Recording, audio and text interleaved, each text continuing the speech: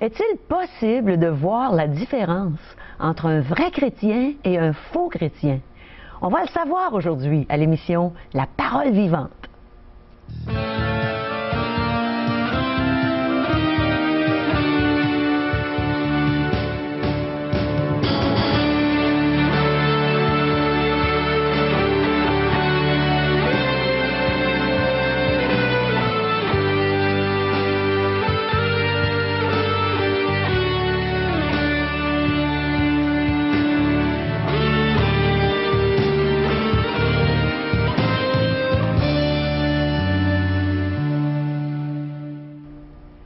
Bonjour, chers téléspectateurs, et bienvenue à l'émission La Parole vivante.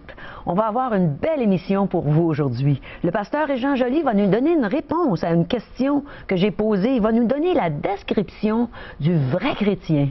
Aussi, on va entendre Sylvain et Ninon Paradis qui vont nous chanter un chant extraordinaire. On va entendre le témoignage de Tony Bissonnette et on veut avoir vos questions et vos commentaires. Alors, n'hésitez pas de communiquer avec nous à 1-877-l'Espoir, 1-877-537-7647 ou visitez notre site web espoir.ca. Alors, comme d'habitude, notre ami Régent Joly est avec nous et il a sûrement la réponse à notre question. Oh, tu as 20 $ pour moi, Régent? Ben, je te le laisse pas. Oh, je te donne pas, Caro. C'est juste un exemple. Tu me donnes plus que de l'argent quand tu parles. Ben merci, Caro.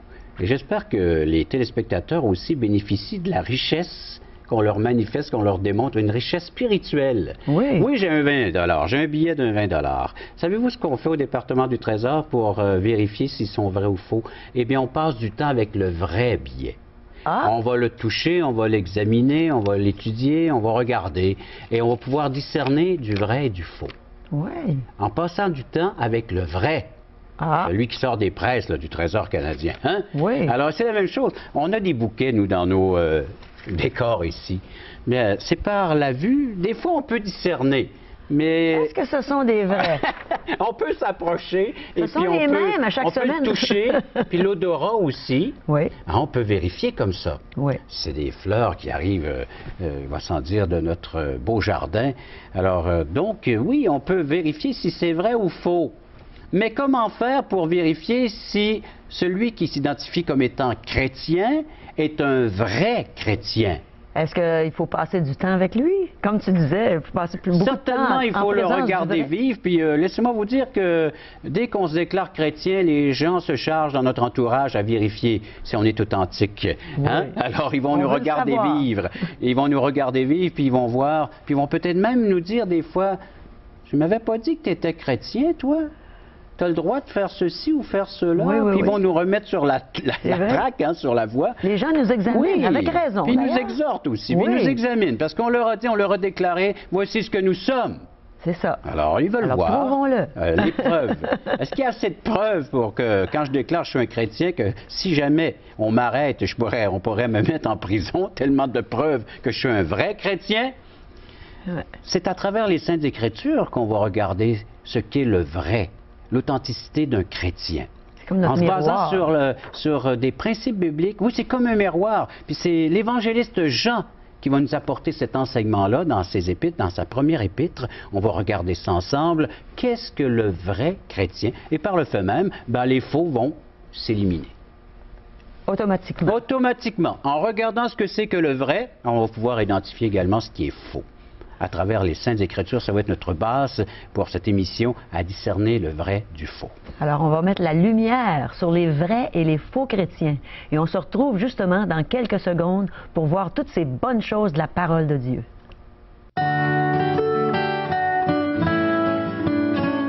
Alors, je suis né à Shawinigan, dans une famille catholique, ni plus ni moins pratiquante que toutes les familles catholiques du Québec. Et puis, ma mère m'a enseigné très jeune des bonnes valeurs chrétiennes. Elle m'a appris à prier, elle m'a appris que je pouvais parler à Dieu parce qu'il était là, qu'il m'entendait, tout ça.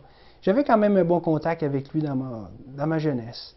Mais vers l'adolescence, les plaisirs de la vie que je commençais à découvrir ont fait en sorte que ce contact-là avec Dieu a été mis peut-être un petit peu de côté. Et j'ai commencé à découvrir là, ce que j'appelais à l'époque les paradis artificiels, comme la drogue, l'alcool et ces choses-là.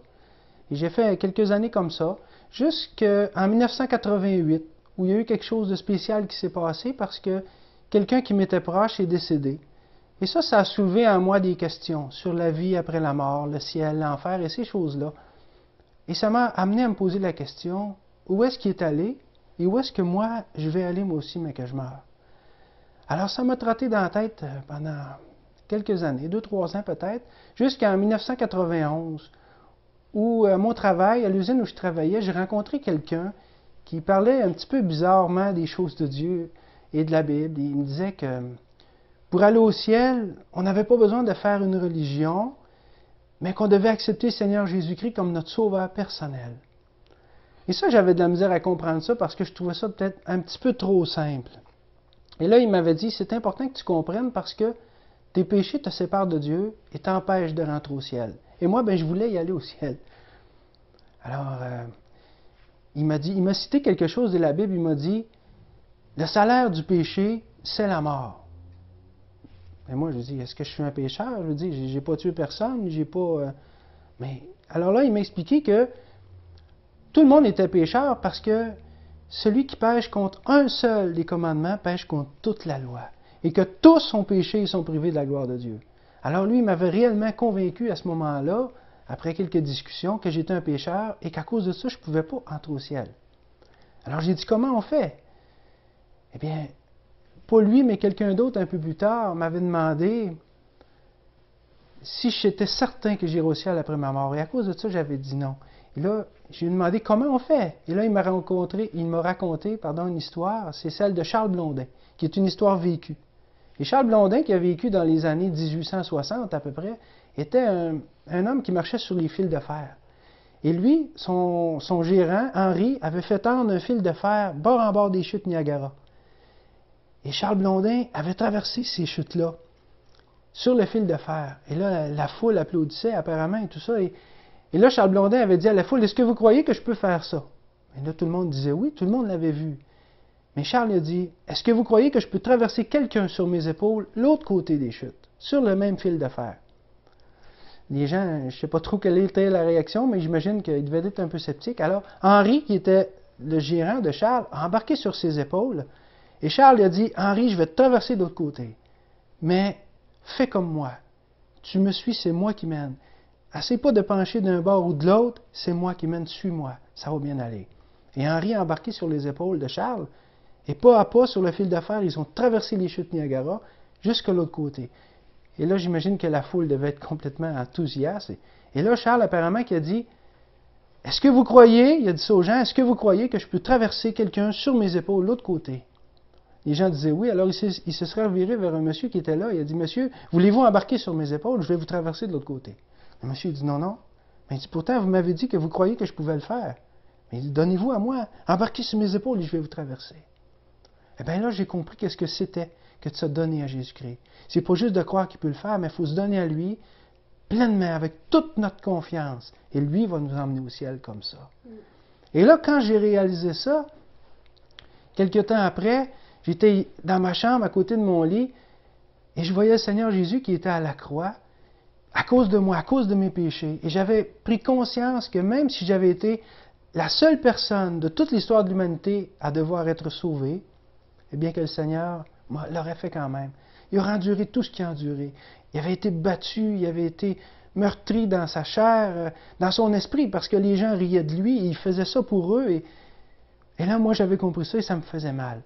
Je disais, Seigneur, je ne mérite pas que tu aies fait ça pour moi. Je ne mérite pas, mais là, j'avais pris conscience de mon péché. Et là, j'ai dit, Seigneur, je me donne à toi. Et j'ai senti là, comme si le Seigneur me prenait dans ses bras. Là. Et là, il s'est installé une sérénité dans mon cœur, puis ça a transformé ma vie. Parce qu'à partir de ce moment-là, à partir du moment où j'ai cru que Jésus était mort à ma place, pas d'une façon générale, mais d'une façon personnelle, où je me suis approprié ça par la foi, que j'ai cru ça, bien, j'ai su que maintenant, j'étais son enfant et que j'irais au ciel après ma mort. Et comme un jour, quelqu'un m'a demandé, sais-tu où tu vas aller, mais que tu meurs? À cette époque-là, je ne pouvais pas le répondre. Mais maintenant, Jean-Pierre, je peux te dire oui, je sais où je vais aller après ma mort. Parce que Jésus est mort pour moi. Puis ça, je l'ai accepté, puis je l'ai cru. Maintenant, je suis un enfant de Dieu. Et ça a transformé ma vie. Et je suis l'homme le plus heureux de la terre à cause de ça.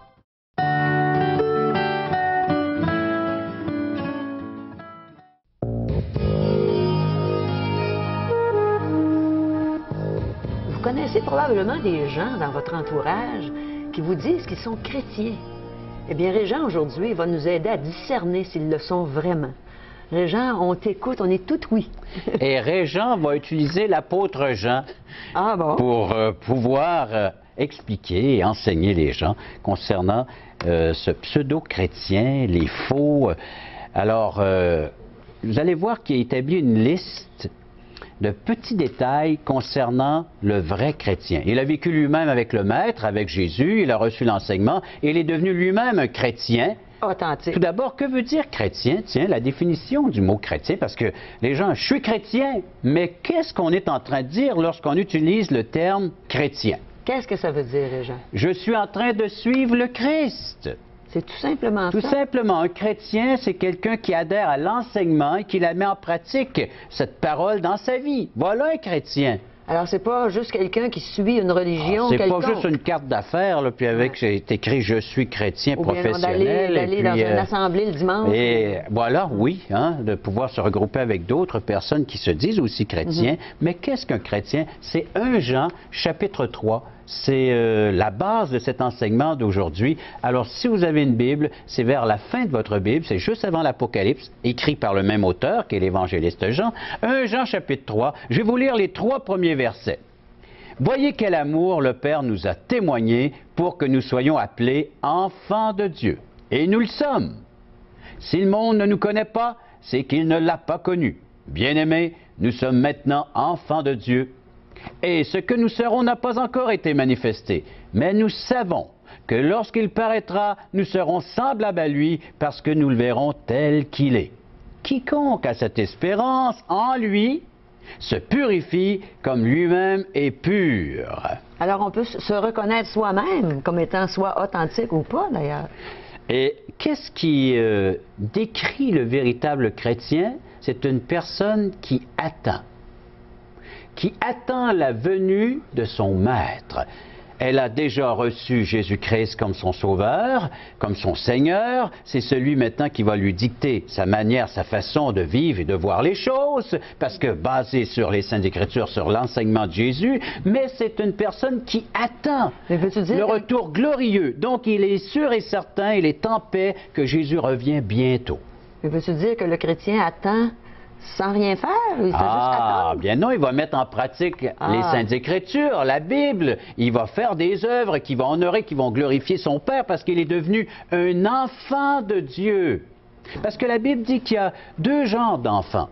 Il y a des enfants de Dieu, puis il y a des enfants du diable. Par la manière de vivre, nous donnons une description de qui nous appartenons, de quelle famille nous appartenons et qui est notre Père. Et c'est Jésus lui-même, dans l'Évangile de Jean, chapitre 8, qui apostrophe les Juifs et qui leur dit « Vous avez pour père le diable, car vos pensées ne sont pas les pensées de mon Père qui est dans les cieux. » Alors, si on n'est pas un enfant de Dieu, on est automatiquement un enfant du diable? Il y a 2 grandes familles spirituelles. Il y a ceux qui appartiennent au diable et puis ceux qui font un choix de devenir un enfant de Dieu. Comment faire ce choix? Bien, nous tout décrit, c'est en acceptant l'amour du Père qui nous a témoigné pour que nous soyons appelés enfants de Dieu. Alors donc, c'est l'amour du Père. Et comment discerner cet amour paternel?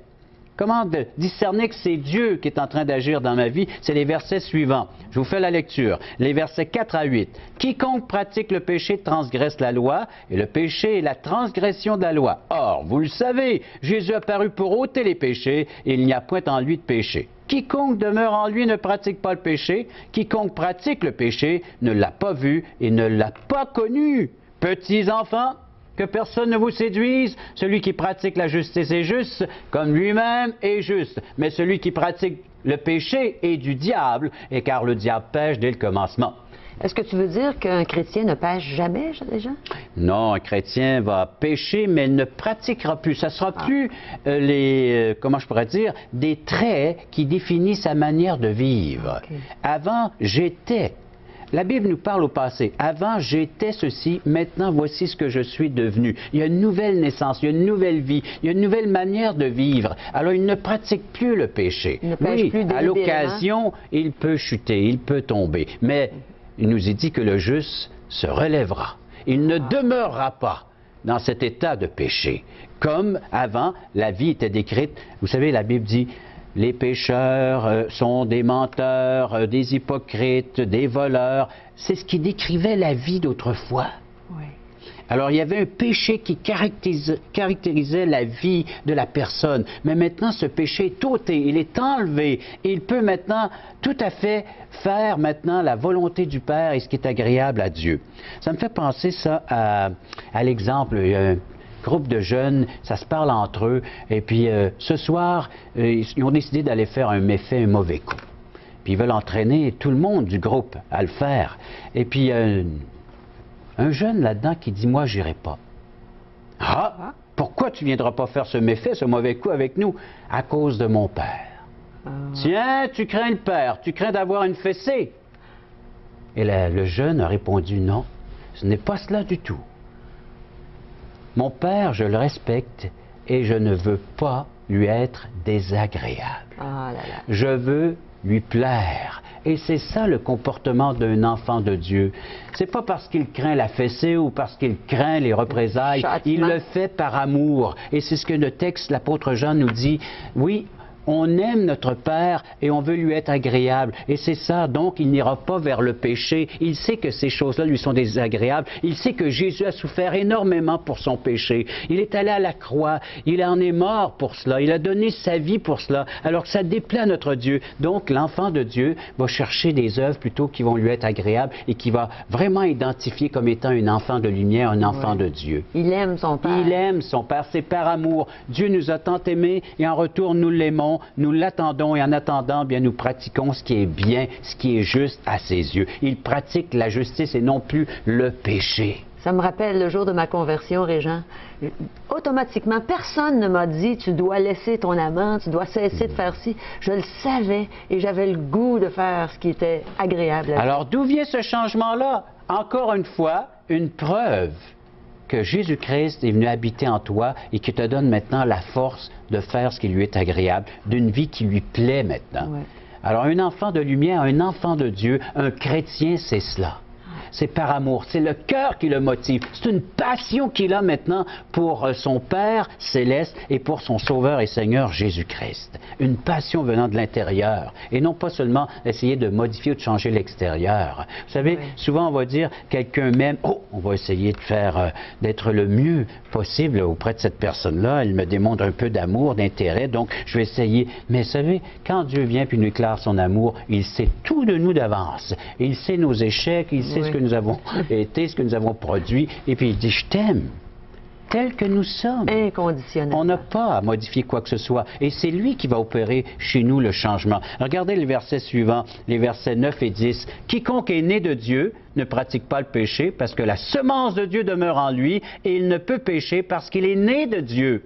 C'est par là que se font reconnaître les enfants de Dieu et les enfants du diable. Quiconque ne pratique pas la justice n'est pas de Dieu, ni celui qui n'aime pas son frère. Alors là, on voit un chrétien authentique. Le chrétien authentique, c'est celui qui a reçu l'amour du Père en la personne de Jésus, qui l'a accueilli comme Sauveur et Seigneur. Maintenant, il sait qu'il est mort pour nous. Il est venu pour ôter nos péchés. Ça me fait penser à l'autre histoire où que le papa est en train de conduire et puis l'enfant qui est le siège arrière et puis il crie, il hurle et puis il fait tous les temps. Alors papa il dit, je vais arrêter là, je vais arrêter de mettre la voiture sur le bord du chemin afin de pouvoir te donner la fessée. Alors l'enfant il se calme tout ça. Et puis quelques instants plus tard, l'enfant dit à son papa, tu sais papa, là, je suis assis, je suis calme, mais à l'intérieur de moi, je suis encore debout en train de crier et hurler. Alors donc, c'est la rébellion, c'est la révolte, c'est ce qui est décrit. Et l'enfant de Dieu, maintenant, c'est celui qui, à l'intérieur, peut être en paix, en harmonie avec Dieu et de vivre ensemble par le Saint-Esprit qui vient habiter en nous. La semence de Dieu, c'est une nouvelle position, c'est une nouvelle vie, c'est une personne qui vit dans la justice et qui, maintenant, est appelée à vivre de cette justification jour après jour. Alors, est-ce que j'ai en moi la nature divine? doctrine? Est-ce que j'ai l'amour de Dieu? Est-ce que j'ai vraiment la nature d'un chrétien? Est-ce que je peux vivre d'une façon agréable à Dieu? Si oui, je suis un enfant de Dieu. On est des enfants de Dieu, Régent, c'est merveilleux. Dieu est notre Sauveur, notre Seigneur et notre Créateur aussi. Écoutons un chant de Sylvain et Ninon Paradis, l'hymne au Créateur.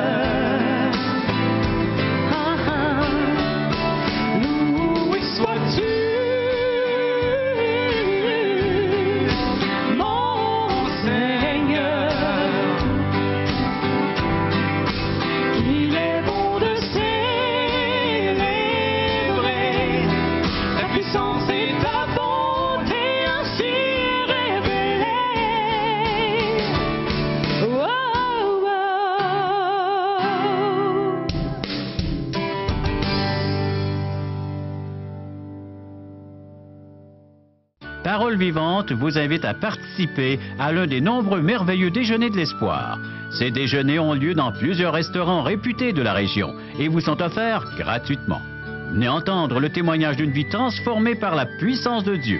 Pour connaître les détails concernant l'endroit, la date et l'heure pour votre région, composez le 1-877-537-7647 ou notre site web www.espoir.ca.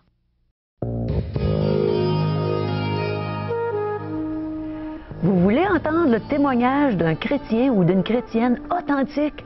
Mais allez-y dans ces beaux déjeuners de l'espoir, vous ne le regretterez pas. Et aujourd'hui, Régent, tu as encore de la bonne littérature pour nous? Un autre signe d'une vie authentique, c'est qu'on va avoir faim et soif de la parole de Dieu. Oui. Alors, les téléphones, là, ça devrait sonner pour que les gens puissent avoir en leur possession cette littérature qu'on offre gratuitement. Tout d'abord, aujourd'hui, l'espoir, c'est Jésus seul, un petit tract qui nous résume très bien le message de la Bible. C'est clair et simple. Une portion de la Bible, l'Évangile selon Jean. Et vous allez retrouver à la fin le pont. Comment pouvoir se joindre entre Dieu et moi? Comment joindre cette personne qui est Dieu, qui est prêt à se manifester en la personne de Jésus, avec le pont. Et puis, En Contact, donc une revue qui nous prépare à méditer quotidiennement la parole de Dieu. Oui, très bonne revue. Et Questions fondamentales sur des questions existentielles de l'être humain qu'on vous offre tout à fait gratuitement. Également des cours bibliques. Alors, je me rends disponible. Et pour tout cela, vous en faites la demande à... Alors, c'est ça. J'aimerais que vous sachiez que vous pouvez rencontrer Régent en personne. Il va vous enseigner. Alors, allez à 1-877-l'Espoir. Téléphonez-nous 1-877-537-7647 ou visitez notre site web espoir.ca. Alors, au plaisir d'être avec vous encore bientôt. On a eu du bon temps avec vous et revenez-nous.